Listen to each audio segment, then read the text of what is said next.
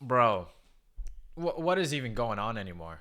Like, I swear to God, the moment we went into 2025, it's like we switched world lines into another alternate dimension. Like, I don't even know what's going on anymore. Like, I should be happy that, like, this is a bunch of content that I could cover, which I am, but at the same time, it's getting quite worrying. I'm generally becoming worried that we somehow went to a parallel universe.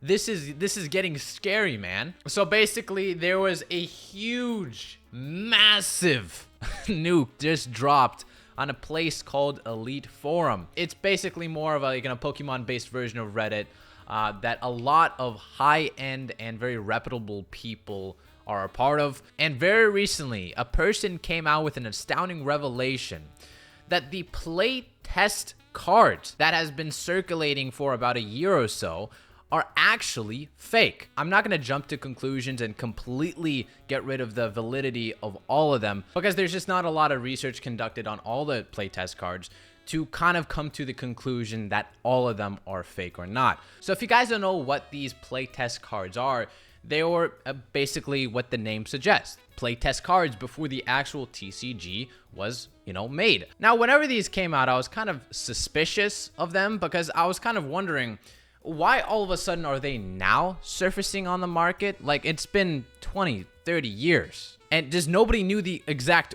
origin of them as well. So I found that highly suspicious. But then CGC started authenticating these cards and grading them. Basically telling the whole world that, yeah, these cards, they are real. They are real, folks. If this turns out to be fake, I'm gonna say CGC, they're cooked, man. This is not looking good for CGC's reputation at all. Now, they have done mistakes in the past by authenticating cut cards that were not miscut.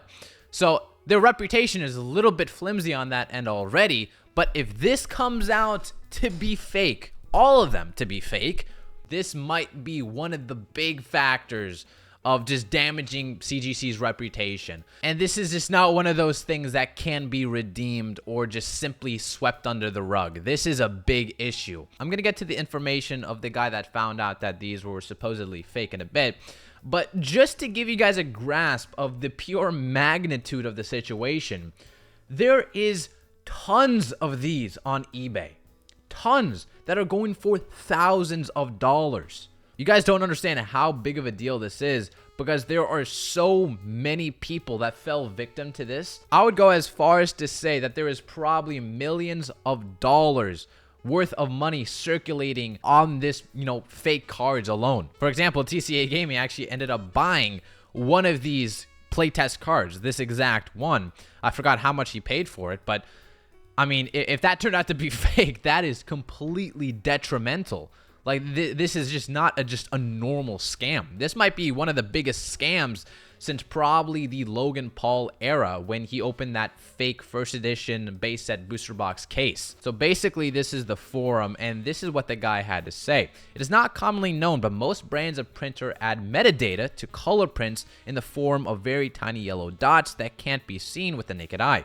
To view the dots, you need a magnifying glass or a high-resolution image that you need to adjust the color channels to emphasize the yellow. So basically, metadata in this case are tiny bits of information embedded into these cards. And this guy right here discovered the metadata, which comes in these kind of dots right here. He ended up decoding them, and he found out the date that these cards were made, or at least this Nidoqueen specifically.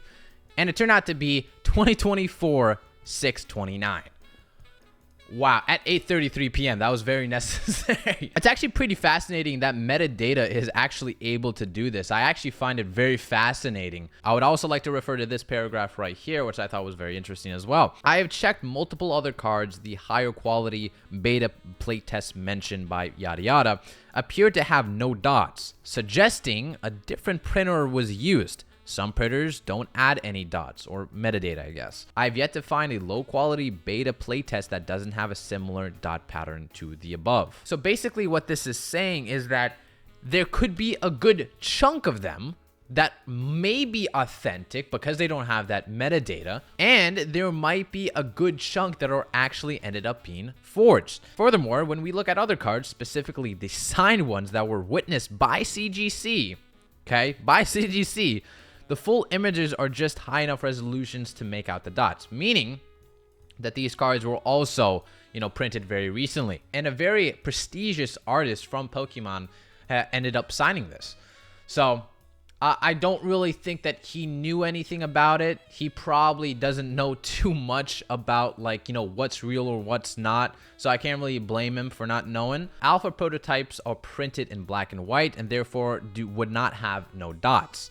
Most alpha playtests display a different dot pattern, different printer, and doesn't seem to include data information. So it almost feels like it kind of would be impossible to verify the authenticity of that. I have found some alpha playtest copies and delta playtest copies that appear to have the 2024 dots. And I believe what he's referring to is these are the alpha test cards. The alpha prototypes were likely designed in a tool called ClarisWorks 4, which was available in 1995. Here I emulated an old Mac and ran it. When looking at alpha prototypes, there's clearly a set that is higher quality than others. Consider the dots in the background. So these are two different alpha playtest cards, and it seems to be that the dots in the background are different, hinting that maybe one is authentic and one is not authentic. So same case with the Dratini right here. One has a more kind of single filed line dot pattern in the background. Another one has a more of a clustered dot pattern.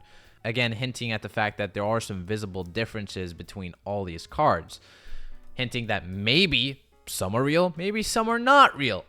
I'm not too sure. It's a very interesting situation we have here. I'm not too sure even what to say. This is a huge revelation. If this turns out to be fake, I'm talking about millions of dollars must have been probably drained. I just wish we had a little bit more context of where these cards came from. And I just find it highly suspicious that nobody knew anything about these cards. Nobody knew for decades. And all of a sudden they were starting to hit the market. Even the ones that could be authentic that the guy suggested, I find it hard to believe because there's just so little information about it. And I just think that at least some sort of information would have, brought to light over the last 25 years. I don't know, man. This seems a little sus going on here. I'll keep you guys updated if there's anything else that happens. Crazy times we live in. 2025 is... wow, truly the year of the Pokemon, man. But hey, I can't really complain because I know, free content for me, I guess. But anyway, hope you guys have an amazing day. And I'll see you later, weebs.